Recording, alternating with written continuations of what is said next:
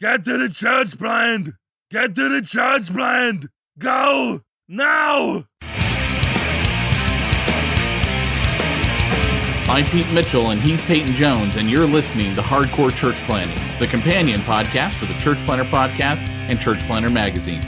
Each week, we'll bring you interviews from planters who are in the trenches making it happen right now. These active church planters bear it all, share their successes, their failures, and what they'd wish they'd known when they were first starting out. Listen in to discover how God is working in their church plant.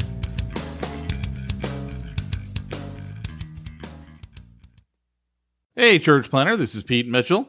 And this is Peyton Jones. Coming to you for Hardcore Church Planting. Peyton, introduce our guest. Well, okay, so this is one of my best friends, like on the planet, right? We're separated by thousands of miles, but I can remember seeing this dude in a precepts conference in the south of Wales. There was a bunch of guys in tweed jackets in a room learning to exposit better. And the first break came, and it was like we just looked across the room like, you don't belong here. We found each other. And on that day at that conference, I remember saying to him, hey, where you been the last 7-8 years, man? Because I've been looking for a dude like you, man, like someone who gets me, someone who understands. He's my brother from another mother. He's an author of multiple books, including The Hardcore, A Man's Greatest Challenge, Offensive, which is cross-centered ministry, and written numerous tracks, an MC, massive preaching legend, co-founder of New Breed, and currently the director of 829 Wales, Di Hankey. Welcome to Hardcore Church Planting. What's happening? Bit of a grand intro there, but yeah, that's me. Hey, Di, one of the things we always like to do when we start off the Hardcore Church Planting podcast is for our audience who doesn't know you, tell us your story of how you came to faith. Okay, so in a nutshell, raised in a Christian home. My parents were both faithful Christians. I say were because my dad is still a faithful Christian. My mother's with Jesus, so it doesn't get more faithful Christian than that. So I was raised in a home with two parents who loved Jesus and sought to raise me in a way that, I guess they felt they should. But they realized as well that I was a bit of a rebellious type. I didn't like authority. I didn't like being told what to do. And so they kind of raised me in a way which is very different to a lot of my friends who are Christians. They basically raised me in a way that said, you can make your own decisions, you can make your own mistakes, but if you do, you can live by the consequences of them. So by the time I got to sort of 11 or 12, they said, we're not going to make you come to church anymore. We're not going to make you do this, that, or the other.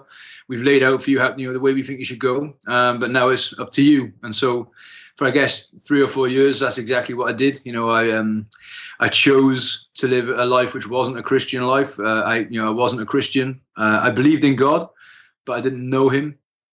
And so I had no real interest in that stuff. I found church boring and smelled a little bit stale.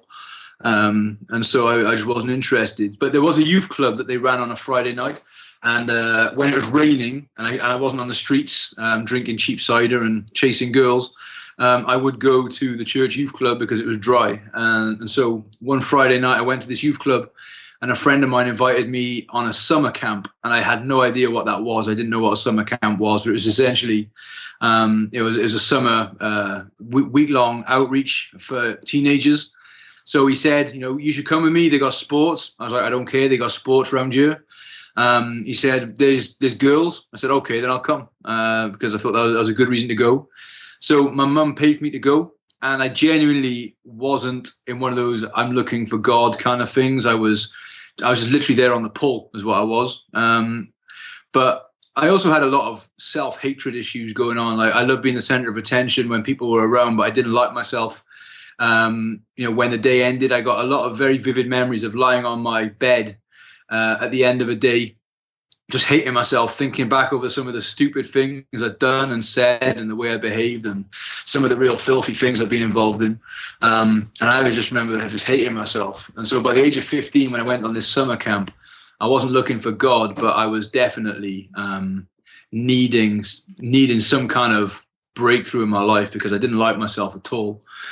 I just remember this old dude called Owen Jones just faithfully preaching the Bible. You know, and this camp, man, this was like some crazy camp. It wasn't like the sort of contemporary ones where people think, oh, these kids can't handle a lot of Jesus. I'm talking, you wake up and they're preaching, and then you have a coffee break and there's more preaching, and then you go and discuss the sermons, and then you go and do something else which involved a book or a Bible. Then you had tea, then you had more preaching. It was like wall-to-wall Bible. I couldn't get away. But this dude was just faithfully explaining that like Jesus was the only way I could get rid of the guilt that was plaguing my life, and it was plaguing me. And I remember by the Tuesday night, I just got on, you know, I just got really serious, and I said, Lord, if you love me and if you want me and if you died for me, then you can have me. You know, please forgive me. I really kind of, I remember 15 years old, man, crying tears.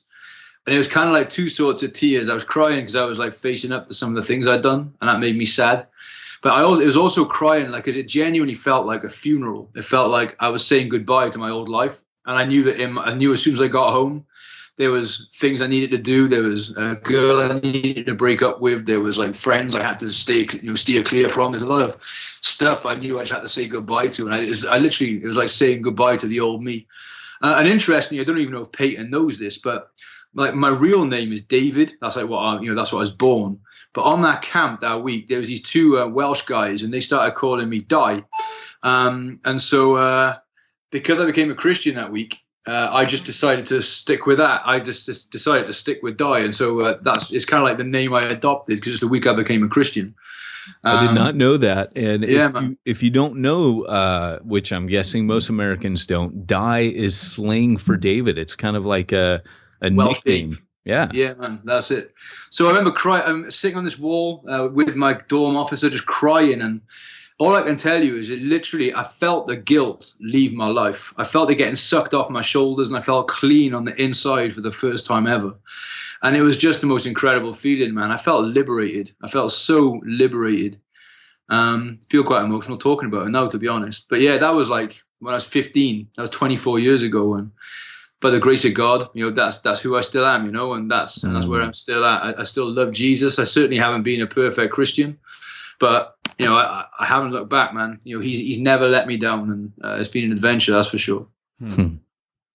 How did you get started in church planting? Oof. It's weird, like, going back to when I became a Christian, it was like the first thing, like literally I wanted to do when I got home was tell people about Jesus. I was like, although I'd sat through a lot of years of sermons, I was like, why did no one tell me this before? People had, but all of a sudden it was like somebody sort of press activate in my life. And I was just like, I got to tell other people about Jesus. I got to tell them about forgiveness. And so it just became the most natural thing to want to tell people.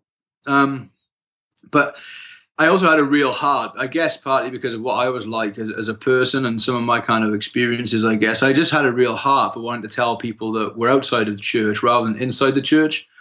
I never, I remember I went back to the church I was from, and I got myself, Peyton will laugh because he knows what I'm like now, but I thought I had to buy a silk tie and a waistcoat. And so I had this mad thing. I was like, on the one hand, I wanted to tell everyone about Jesus, but on the other hand, I became this proper nerdy, like kind of, I just became Ned Flanders, at least visually I did. I didn't have a mustache, but silk tie and waistcoat and like nice boat shoes. And so I had this crazy thing where I wanted to tell everyone about Jesus, but at the same time, I was kind of getting a little bit institutionalized as well. But I think I got introduced to this thing called detached youth work. I don't know if that translates across the pond. Did you do detached youth work over there? Mm-mm.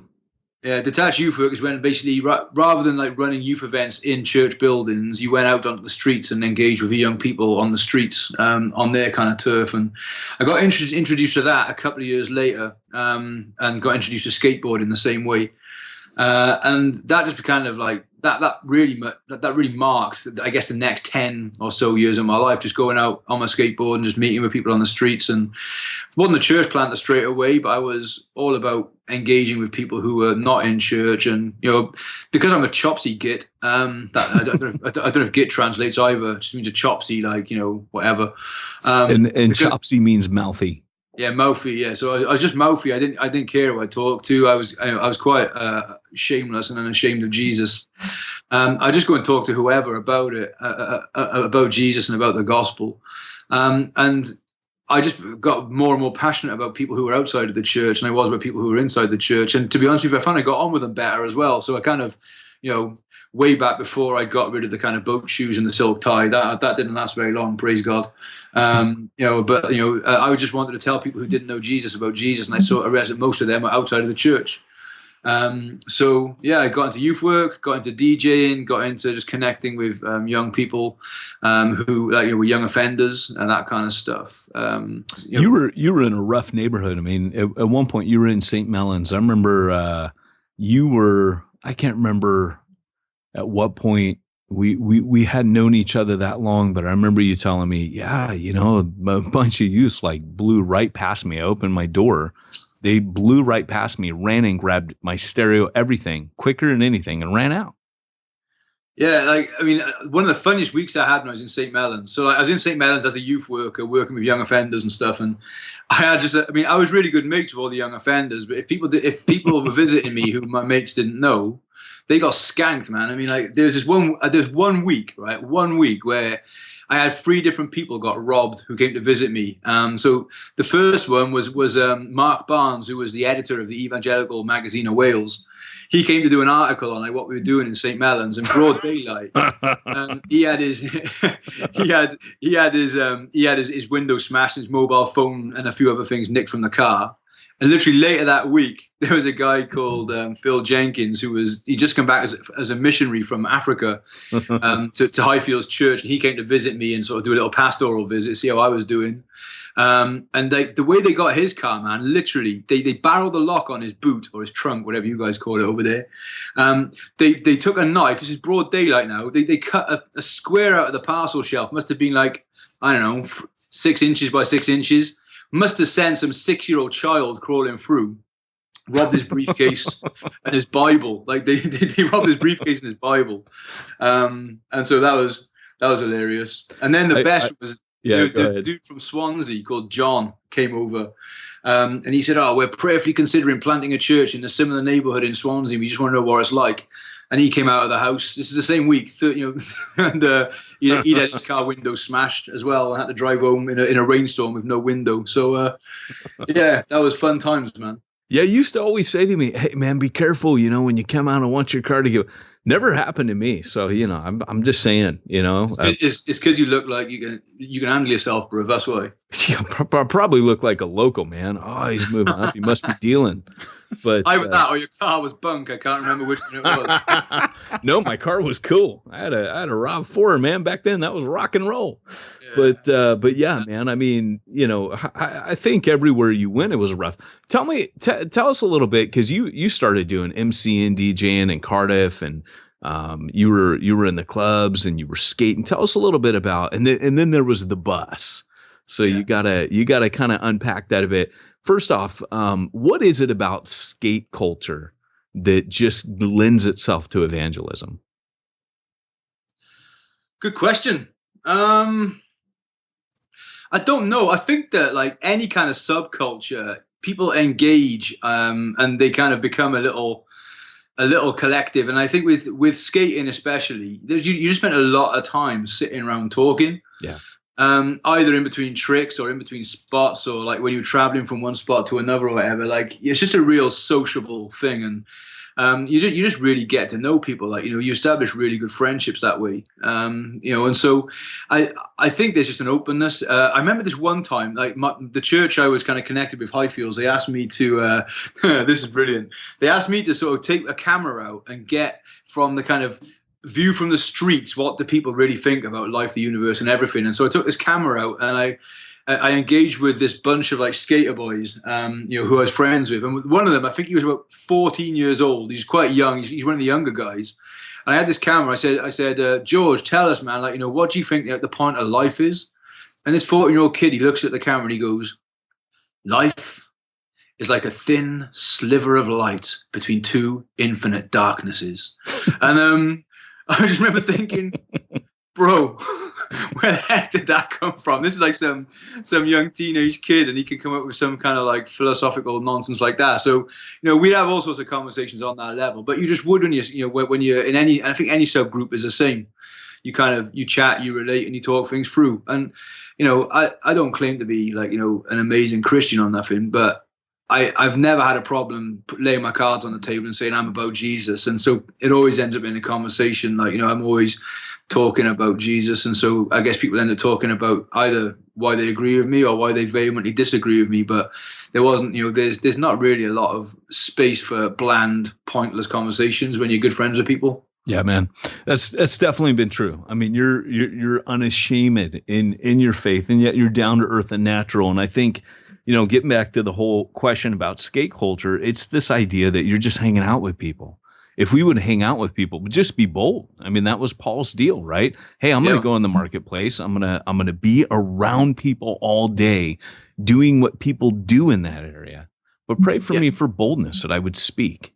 And that combination is unfair to the enemy. It's an unfair combination to the kingdom of darkness, man. If you get bold Christians just out there doing what other people are doing, then it doesn't matter if it's skateboarding, it doesn't matter what it is. So that's awesome. Dude, tell us a little bit about the bus, because these are all your early days, man. I mean, I knew you after this stuff, but this was still cool stuff. I remember hearing stories about this stuff.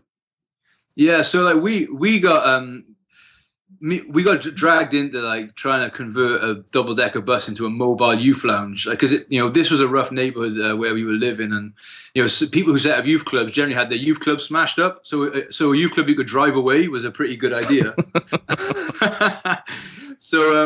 So I remember I was working for this one church, Highfields, and my pastor called me into his office one day. He said, I've had an email from this guy over in St. Mellons, and he needs 5 young people aged between 18 and 25 to get some funding to convert a double-decker bus into a youth lounge. And I was like, that sounds rad. Like, so basically this pastor, he wanted to, he had the vision for the project, but he found some source of funding where you had to be age 18 to 25, and he didn't have any 18 to 25-year-olds in his church.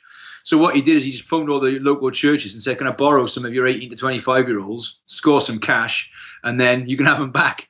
So I was one of 5 people that got that phone call. Another one, ironically, was the girl I ended up marrying, Michelle. That's how we met.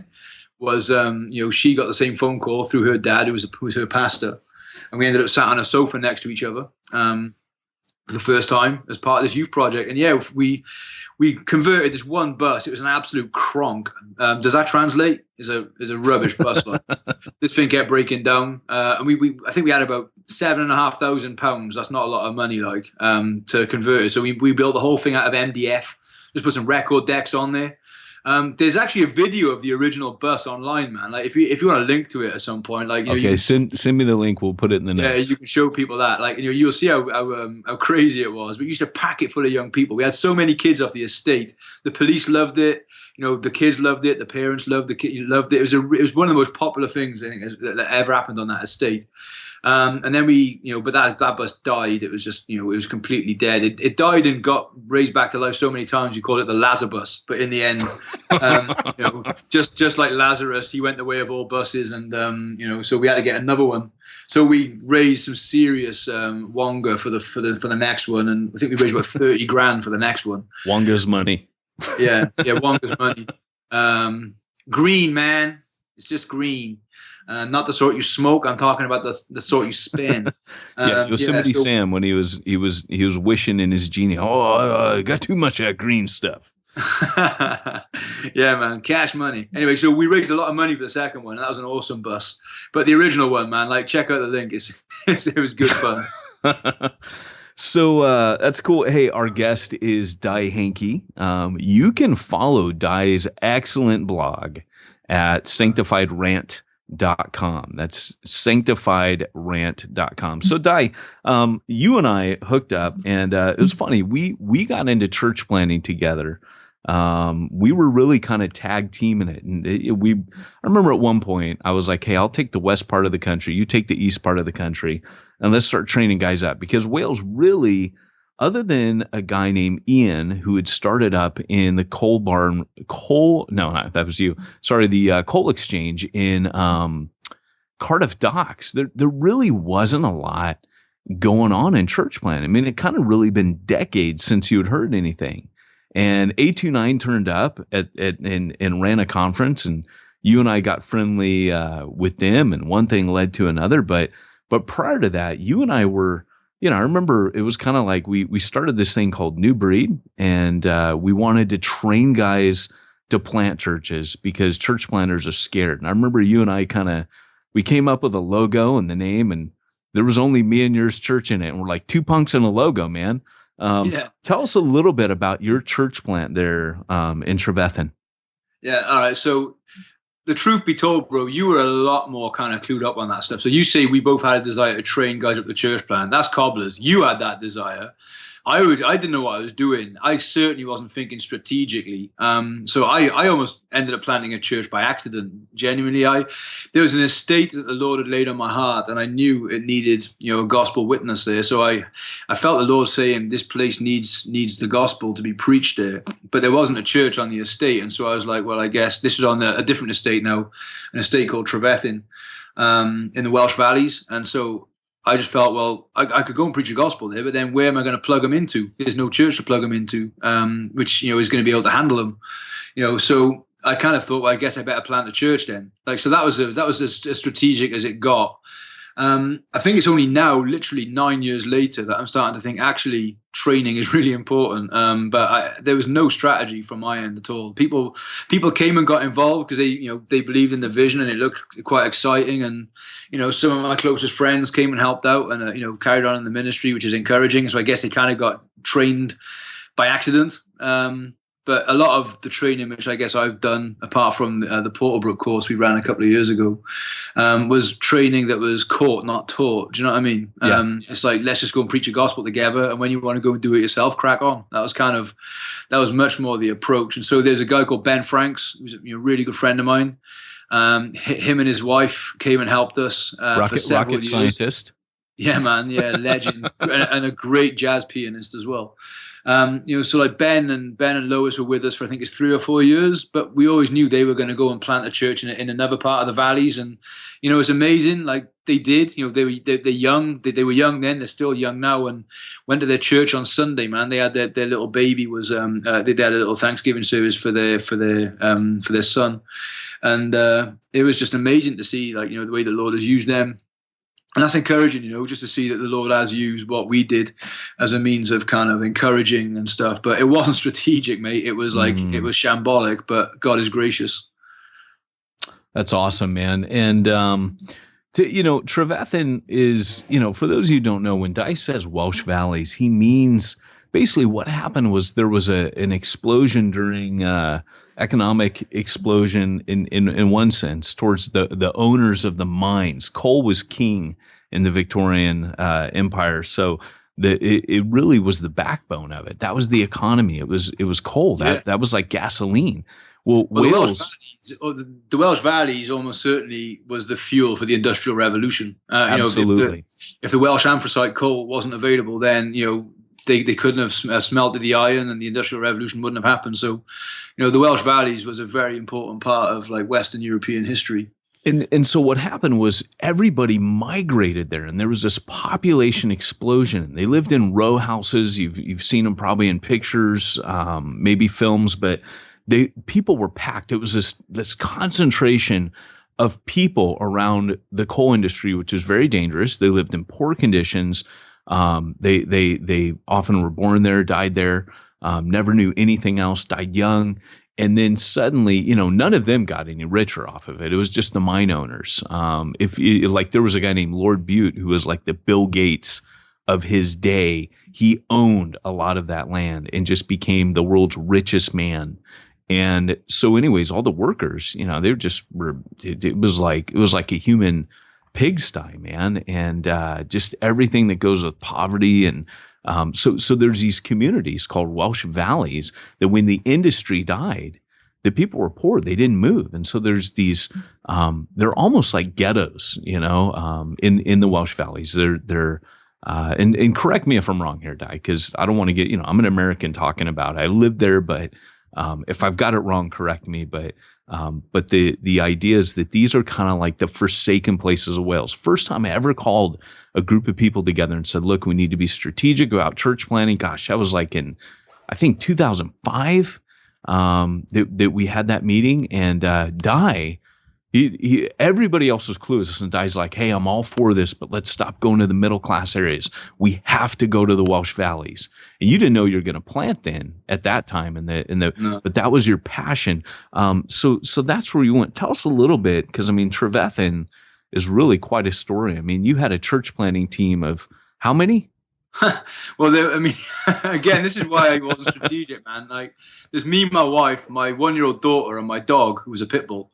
So like that was literally it. We didn't have anyone else, and we didn't want anyone else really. We just wanted to sort of pray and see what happened. And so, we had. When you say your dog was a pit bull, people need to know this was. What kind of pit bull was he? He's the giant one, the one for like home security, like better than a gun. So pit bull was his predominant breed. His father was, I think it was 3/4 pit bull and a quarter, and a quarter bull mastiff. No, bull mastiff. Yeah. No. It was 3/4 pit bull and a quarter Rottweiler, and the mother was a half Ridgeback, half bull mastiff. Dude, so this dog was the biggest dog I've ever seen in my life. he was a if beast. he stood up on his hind legs, he would easily be taller than any of us. he was incredible, wasn't he? Yeah. So but that was it, man. He was our security. My 1-year-old daughter was our Sunday school. I was the preacher, and my wife was the worship leader. So we kind of had a team, but it wasn't exactly impressive. We just started with that, man. I remember for 5 months we decided we're here to establish a place of worship on this estate, and so if no one else is going to join us, we're going to just get into the habit of doing what we came here to do. So we started like doing a family church service every single Sunday for 5 months, from September 2007 to February 2008. And we would have literally, we'd sing, we'd pray, I'd preach a 45-minute sermon to my wife and my 1-year-old. And we just did it to get in the habit of it, because we said that's what we've come to do. So we did. It was mad. And it took about 5 months for anybody else to join us, but eventually they did. That's awesome. And there's a time where things kind of broke. I remember the Lord really used your wife, Michelle, one morning. Do you want to tell a little bit about that Sunday morning? I can't remember what you're talking about, bro. To be honest. Sorry. You're. I remember it clear as day. If you get me started, I mean, to be fair, the Lord used my wife, amazingly in a lot of ways. But certainly the way that I think He really used her with the church plant was she was just amazing at taking our daughter to the different groups and the different mum and toddler groups that were happening in the community, and just meeting mums and just being honest about who she was and where she was at. And certainly the first few people that we saw came to faith were some of the mums that she met in those groups, and the first people we baptized were mums from those groups as well. So she was used incredibly. But what was that? What were you thinking about that Sunday thing? There was a Sunday morning where you and I think Michelle had shared her testimony. It was like the Holy Spirit just dropped a bomb in that place. You remember that? She shared her testimony about how she had been, on the antidepressants, and she shared, it was real personal stuff that she shared, and it just identified so many of the women in that room identified him. I believe a number. For real. And that's one of the amazing things. And I guess one of the amazing things of what the gospel does, my wife's testimony is that she was literally rescued from severe clinical depression. But when God rescues us from crappy stuff, oftentimes He can then use us in sharing, those experiences, to empathizing with other people and being able to relate to them in ways that those who haven't gone through those things can't. And one of the crazy things about the Welsh Valleys, I don't know if you've heard this statistic before, but it's the antidepressant. The Welsh Valleys is absolutely the antidepressant capital of the UK. The last figures that I saw, the area where we were in, the valley called Torfaen, or the Eastern Valley, 11% of all prescriptions from the doctors were for antidepressants. it's incredible, the amount of depression that there is in that valley, and all the stuff which that leads to as well. And the Lord really used my wife and her testimony, and continues to do so, to be honest with you, to just speak about, in very honest terms about what that felt like, what that was like, but also how Jesus was able to set her free from that, and she's now a free woman. So cool, dude. And I know that the Lord really used that. It's amazing when you're transparent. This has been Di Hankey, author of multiple books. The Hardcore Book for Men has gotten glowing reviews. One thing that you can know about Di is whatever he writes, it's going to be about Jesus, and it's going to be about the cross. I owe a lot of my writing style to this guy, man. This guy is he is an excellent author. He's written children's books, and my favorite thing about Di, because he's an MC and a rapper DJ, he when he tells his book, there's videos. His latest children's book is called Eric Says Sorry. And if you want to hear a rapper do a children's book around the gospel, check that out. Usually you can go to thegoodbookcompany.com. You should be able to find his stuff on Amazon. But any one of his books you could pick up is going to be just a goldmine of gospel-centered goodness. So with that, and with that, be sure to check out Di and sign up to his blog, sanctifiedrant.com. Di, before we let you go, there's one final question that we ask all of our guests. It's the question, quite frankly, that I wait for our entire interview, and I think most of our listeners wait for until the end. And here it is. If you were to get into a physical fist fight with Steve Timmis, who would win?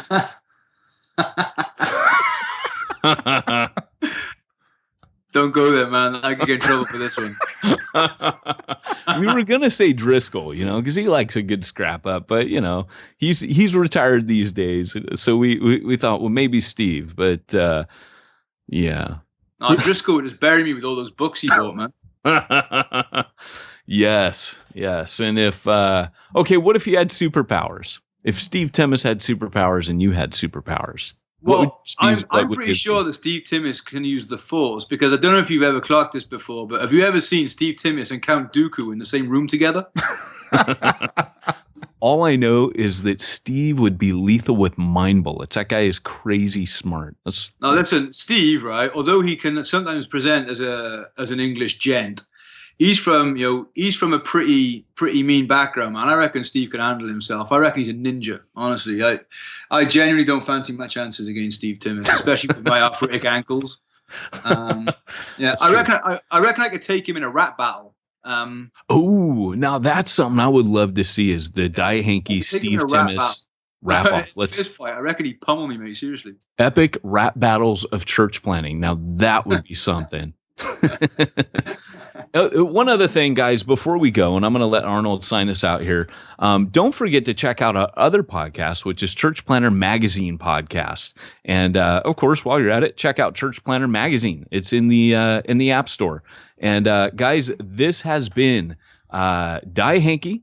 Google him by putting in Buzzin', no G, and watch his super fine video on there. And from one of my best mates in the world, it's been great having you, Di. And Arnold, sign us out. Remember, if you are called to church planting, go hardcore or go home. You've been listening to Hardcore Church Planning. Hardcore Church Planning has been brought to you by the Church Planner Podcast and the Church Planner Magazine, which is available in the App Store for both Apple and Android devices. If you like this episode, leave us a positive review. If you didn't like this episode, we'll be happy to give you your money back.